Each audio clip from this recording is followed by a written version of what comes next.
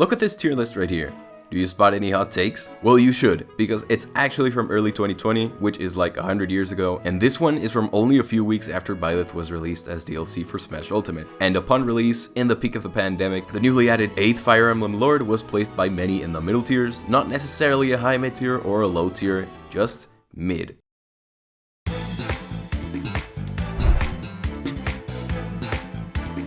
Okay, so as of me writing this in early February of 2024, it's been about 4 years since Byleth came out, so I'm mostly gonna skip talking about what a scandal this reveal was because I'm sure most of you know what went down by now. But in case you don't, what happened is essentially people were sick of seeing hot anime people with swords in their game and they added another one, so naturally the people rioted. But onto Byleth's career in Smash, because in the end people mostly care about how good the fighter is more than they do about their game of origin. Things did get off to a rocky start anyway, because although they can land some insane hits, having some of the strongest and biggest moves in the game, their mobility is kinda sucky, not only in terms of raw movement but also in frame data, leading to people seeing them as a possible low tier, meaning many were just not very excited to try out Byleth, and expectations for them were super low. People thought nothing of this character, because if we have a fighter from a game series that a lot of people are sick of seeing, and they suck on top of that, nobody is gonna play them. This character can call out movement so hard, but again, the disadvantage of this character is kind of okay at best. She's not bad,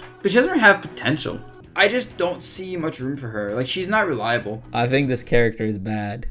Somewhere around here. But I have a hard time to see this character being good.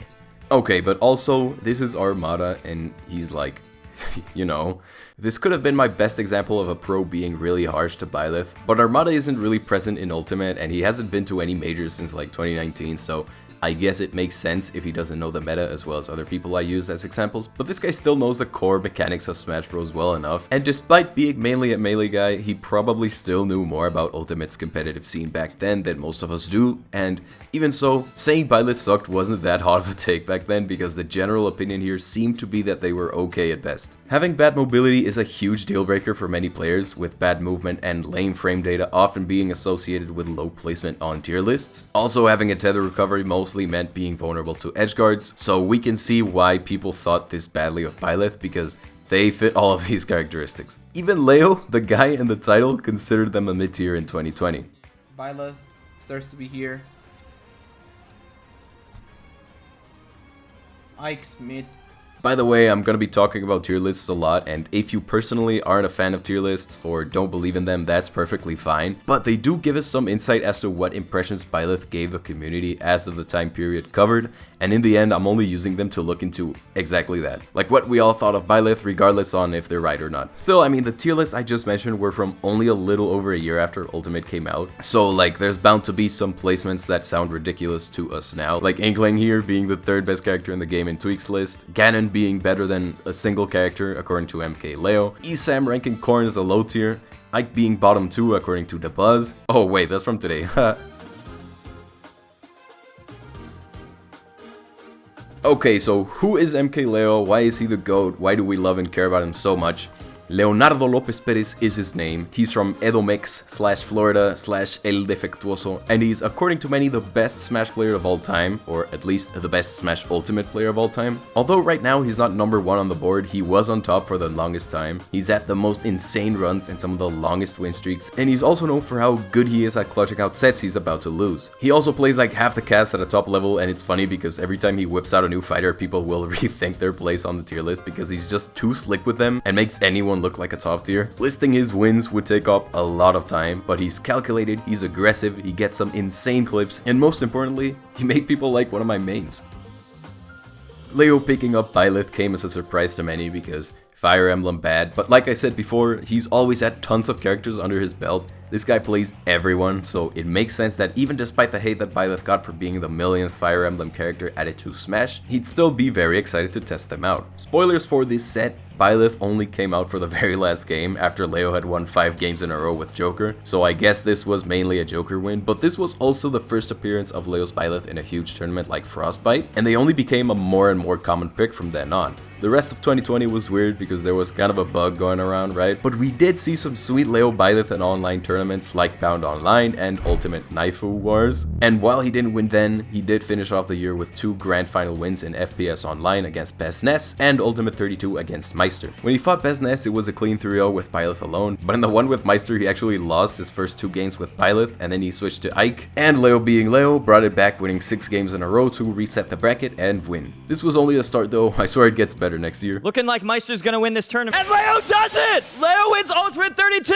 2021 started in January, as all other years do, I think. But the first big batch of tier lists actually came out in March and April with the release of these 2, and Byleth was still mostly seen as a mid-tier, and like, alright, I've gotten some comments about using repetitive content farm tier lists as a real source, which I guess is like when Smash players with YouTube channels upload tons of tier lists over and over because they're easy content and they get a lot of views. And according to some of you guys, this makes them unreliable, and I mean, I get it, but I don't think I agree. These guys obviously know a lot more about the game than most of us watching this video, so if Esam wants to update his tier list every time someone boos at Sonics for timing someone out, I don't see an issue with it if his opinions are genuine, and I really can't think of a reason for why they wouldn't be. So alright, moving on from those mostly redundant paragraphs, it's true, as of early 2021, people mostly still saw Byleth as a mid-tier, but they did at least recognize that Leo's gameplay with them was pretty nasty. Definitely not high tier, because his character's still slow, and again, as we've talked about, mobility is a big deal. This character is middle tier. It was lower mid tier before, but definitely feels more solid mid. I wouldn't be surprised if, you know, we see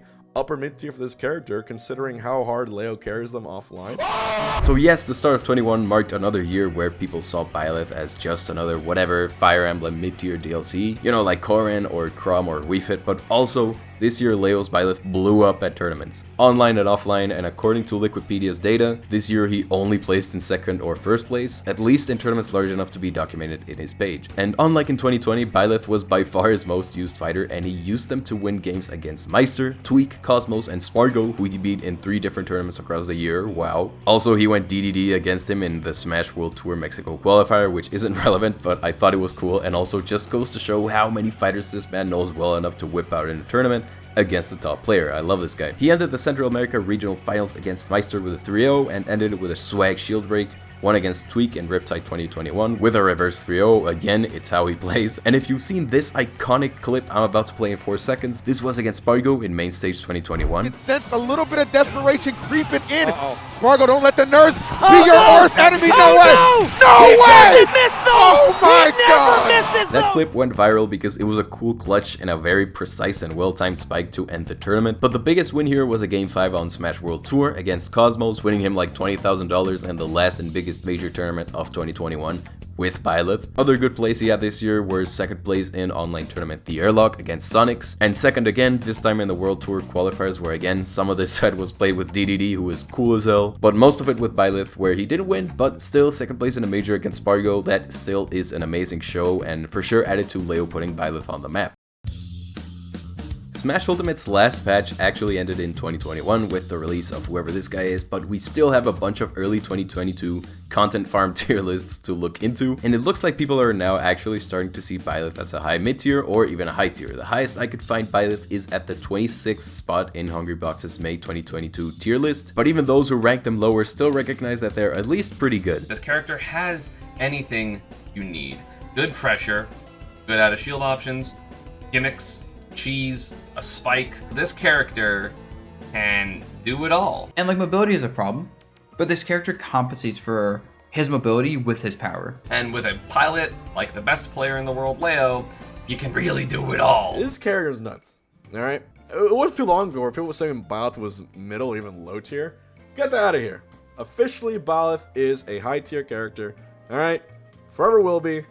Deal with it. Obviously, they still acknowledge their weaknesses, like the bad mobility is still a problem to this day. But like we saw with 2021, people saw the bad mobility for power trade-off as less and less detrimental. Before I move on, I have to acknowledge that 2022 was also the year we started to see US player Justin Byleth appear more, as well as Riseyasu from Japan, who had stuck with Byleth since 2020, but popped off in 2022, going to way more tournaments than in his previous years, as well as Reno and Lai, also from Japan. There are a bunch of really good Byleth players that I'm skipping in this little shoutout segment, but I've heard so much about these 4, so I felt it necessary to include them as people who also contributed to this Byleth revolution. Back to Leo though, this year he saw 13 first place finishes, 4 more than the 9 he won in 2021, but his Byleth saw a little less action as he used more of Corrin, Pyramithra, Marth, and even some Rob, which I didn't know he had under his belt up until I started writing this part of the video, but knowing him, it doesn't surprise me. Out of the 13, he won 3 huge tournaments with Byleth this year, these being Genesis 8 against Gluttony, Caravana 22 against Quick, and Ludwig Smash Invitational against Akola. The match against Gluto was a 3-0 against his Wario, which is yet another example of how good Leo is, because Gluto and his Wario are amazing, so beating him with Byleth only further cemented the idea that this character can in fact give players the tools they need to handle top players and their top tier mains. You could amount this win to Leo just being amazing at the game, and he is, and I did mention before about how he can make any character look like a top tier, but again, let's not pretend like beating Gluto and his Wario isn't a huge achievement, and I don't think Leo would have brought Byleth out here if he didn't truly believe in their potential. As for his other Byleth wins in this year, I couldn't find the video for the Caravana 2022 sadly, but I do know that Leo lost 1 game with Corrin and then switched to Byleth to win 3 in a row, and for Ludwig Smash Invitational, like, in case I haven't convinced you that Byleth is a high tier yet after Gluto's example, here's Leo being the current #1 ranked player in the world using the undisputed best character in the game with Byleth. And like, I know that one set alone can sometimes be too small of a sample size to judge if Byleth can in fact compete with the devil himself. Like, this is just one set over the dozens of times that Leo and Akola have bumped into each other in bracket, but I really don't think it's fair to call this 3-0 a fluke, or to credit it to just Leo being the GOAT, and give Byleth a little credit here. Obviously Leo is an incredible player, but setting that aside for a minute, it's never been more clear after his achievements in 2022 that Byleth does in fact give him the tools to play well enough to beat the best of the best. Before we go on to the next spicy year, as for the tournaments he didn't win,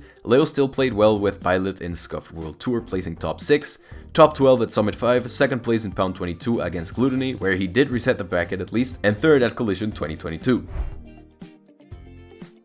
The start of the year was a very interesting one for the meta because the first official tier list released, being mainly made up by Ult Rank or Lumerank, I don't know, I don't really follow, but basically it was made up by a big bunch of really knowledgeable people working together, and it was generally very well received among players. I'm gonna skip talking about the content farm tier lists this year because I've already shown them 3 times and I think they're getting a little repetitive, but just keep in mind that people generally agreed with Byleth being in the A- tier. We had people in 2020 and 2021 doubting Byleth, and finally with the release of the official list, people were finally like, okay, you know what, Leo kinda showed us what this character can do, could use a little more representation to get a better insight on them, but Leo really showed us that Byleth is full of potential. While the tier list suggests a win for Byleth, 2023 sadly is when things started to die down for the waves Leo was making with this character, because he obviously played really well like he always does, but he didn't win a major with Byleth this year. He placed well with them in tournaments like Ultimate Fighting Arena 2023, Port Priority 8, Luminosity Makes Moves, Smash Factor X, Crown the 3rd, and Summit 6, and while he did win majors this year, they weren't with Byleth but with Corrin and Joker, these being Genesis 9 and Wave Dash 2023. And apparently he did use Byleth along the bracket, just not during the final sets.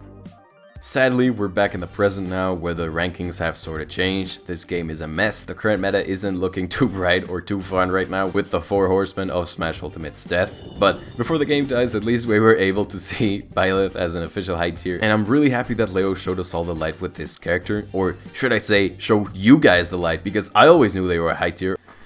Okay, I was editing this video and then MKLeo and Meister's tier list came out along with the 2nd official tier list, and we're a mid-tier again. But it just goes to show how reliant these tier lists are in terms of how many people play each character, because like I literally just went over how Leo was kind of quiet in 2023, but if he was still half as active with Byleth as he was in 2022, we would not see them as a borderline C tier. Most of us know for a fact that this character would not be this low in a tier list that didn't rely so much on usage. That's the issue with lists like these. Who knows what top tiers hide among lower placements, just waiting for more representation so they can show the world how good they really are. Leo's been talking about being more active this next year, and he's back in the right mindset apparently. I hope that's true, and I'm sure if he uses Byleth again, next year's list will have them higher. Again, not that it really matters, in the end main whoever you want to main, even if they're a low tier, like who cares. But I mean, yeah, this video's entire purpose was to point out how interesting it was when Leo carried them into the high tiers. Maybe someday we'll have more Byleth mains to make sure we don't forget it when Leo retires them for good. We are a dying breed, my friends. No mames. Also about Meister and Leo's list and how they put them in mid-tier as well. I'm gonna ignore that because that list is full of hot takes, but thanks for putting Lucina above Roy. That made me feel nice. Alright, back to the bad ending we call 2024. Leaving all the Smash's dying talk aside, the real bad news for me is that Leo appears to have dropped Byleth. As far as I know, there hasn't been any real statement from him, not that he's obligated to do so or anything. I don't want to sound like he's addressing allegations or something, but just looking at how little he won with Byleth in 2023 and just the overall discourse about how he's using them a lot less these past few months, I don't want to put words in his mouth. He might still have some tricks left to show us, but I don't know, it's just what I'm hearing. Shit. Falca. My favorite character to Smash Ultimate has to be Joker. Alright, so before we finish, what did we learn? Byleth is cool as hell, every Smash player is now a closeted Fire Emblem fan, and we can mostly thank my GOAT, MKLeo, for showing us the professor's ways. I love this bug-eye bitch, go play them.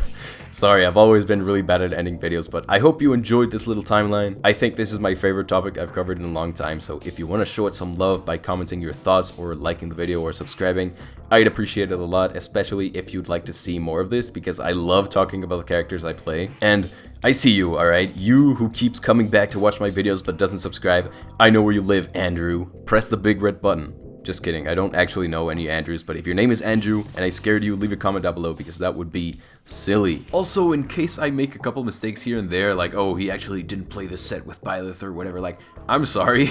I'll correct any mistake in a pinned comment down below. I'm still super new to making these documentary style videos, and while I did double check everything like 50 times, I can make mistakes, believe it or not. I know I have a perfect track record and everything, but even if I had gotten everything wrong here, the impact Leo had in this character's reputation is undeniable, and in the end that is why I want to make this video. I love Byleth, I love Leo, that's kind of why I did everything. Goodbye. Also, we're getting Alier in the next Smash game, that's a given, so play Fire Emblem Engage right now if you want to at least not be as disappointed as you were with Byleth when they get in instead of Geno.